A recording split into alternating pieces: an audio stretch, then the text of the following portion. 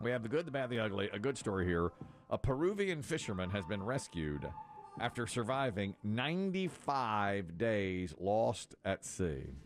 Maximo Napa is 61 years old. Went out for a fish to go fishing, and the wind blew him off course. They wound up finding him like 500 miles from where he was supposed to be.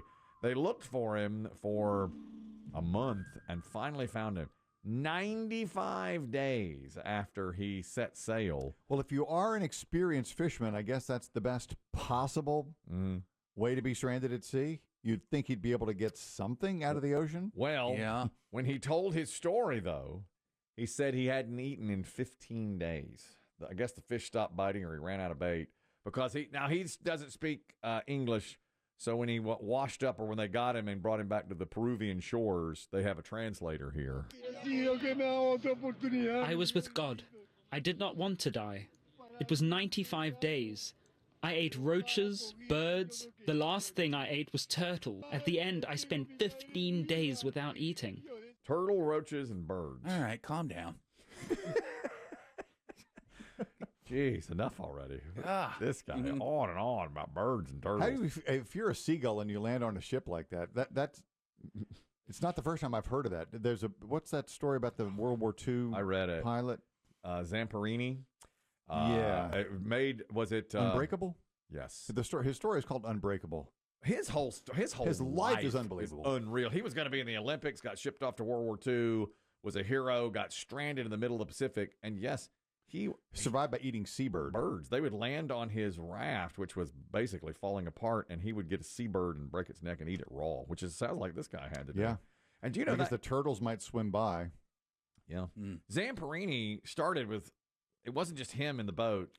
Correct. I think, but by the end, there was like 5, and it was down to 2. And when he was rescued, it was a Japanese soldier that found him, and he went to a Japanese prison camp. Oh, yeah.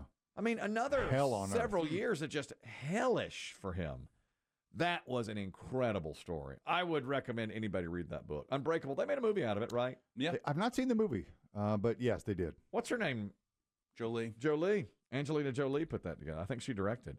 That book was unreal. Well, this guy here, 95 days, he set sail on December 7th. They just rescued him the other day.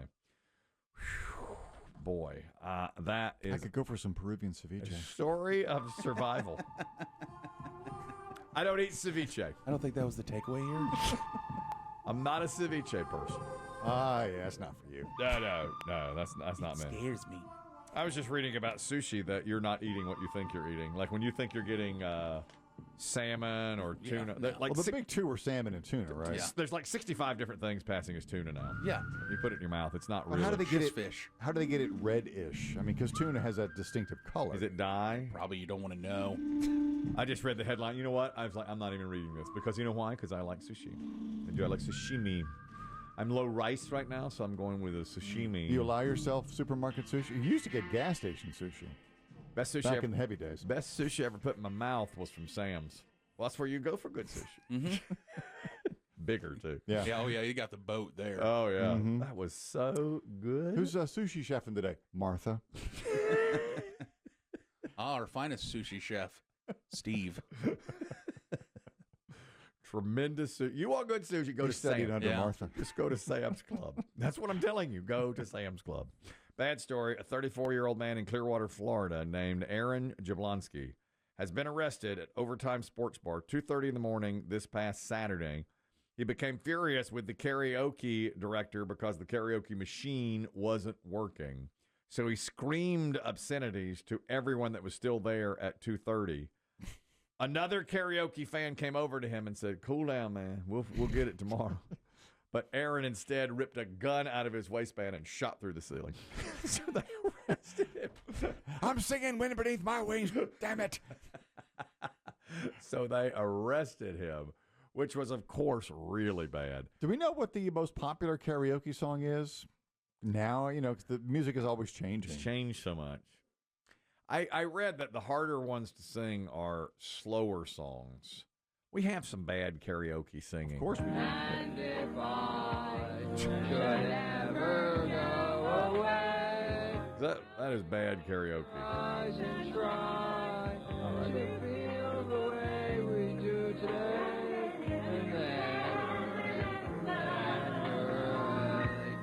Keep smiling, keep shining. All right. It's awful. That is awful. I read that one of the harder ones to sing was Patience by Guns N' Roses, because you really got to hit the notes and it's slow, you know. You do the whistle at the beginning? You got to do that too. Yeah. I looked at a quick list. I Want It That Way. Oh, it's a new one. Backstreet Boys. Mm-hmm. 90s. That's new. That's new. That's new music. Well, it's only 28 years old. Sweet Caroline. That's new. Get the crowd on your side. That's a good one to sing. I would love to do that one. Bohemian Rhapsody. Terrible choice. Almost impossible. Terrible choice. I see a little Don't Stop Believing. That's a good one in my Gets mind. the crowd on your side there, too. Yeah, do that one. Bohemian Rhapsody's really difficult. Wonderwall. Well, Oh, yeah. that's another, everybody knows it. Mm-hmm. Myrtle Beach Doug, you're talking about tuna. You're not talking karaoke, you're talking tuna? Well, hey guys, I could actually talk on both. I but figured, we'll start with the tuna. So there's a type of, it's a subspecies of tuna. It's called a bonita, and so sometimes that will get passed off as regular actual tuna. Mm-hmm. It's very similar in flavor, and what it is there's like this tiny little strip of meat in it that's the exact same texture, exact same taste as tuna, and they kind of waste the fish. Learned that going fishing with my in-laws. They have money. I can't pay to go on charter. So we were catching some. The captain's like, hey, do you guys like sushi? And we're like, well, yeah. And so literally we had just yanked it out of the water. He cut the neck so that it would bleed out, and then literally filleted up some of it right there, and it tastes exactly like tuna. And again, it's a subspecies of them. Okay. Bonita. All right, a bonita. So it's not Yep. the worst And, thing in the world, yeah. Oh yeah, no, it's good. And then again, it's tuna-esque. You're right. It's the same subspecies. And as far as karaoke, yeah, when someone does like, I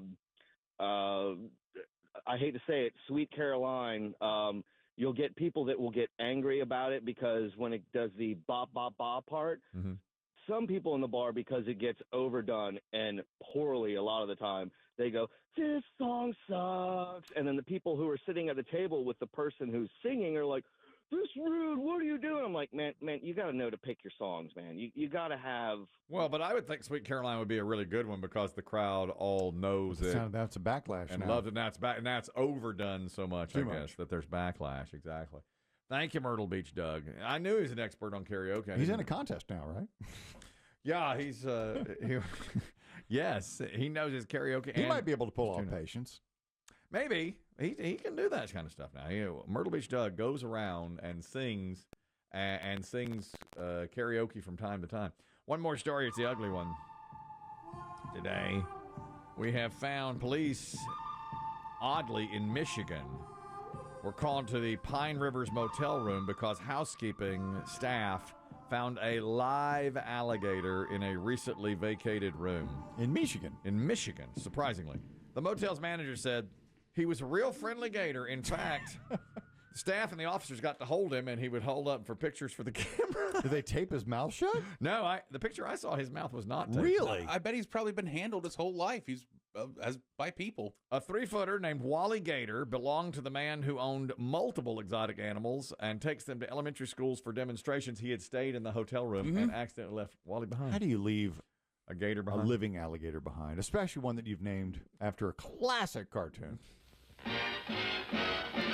Alligator is a swinging alligator in the swamp. He's the greatest percolator when he really starts to romp. There has never been a greater operator in the swamp. See you later, alligator.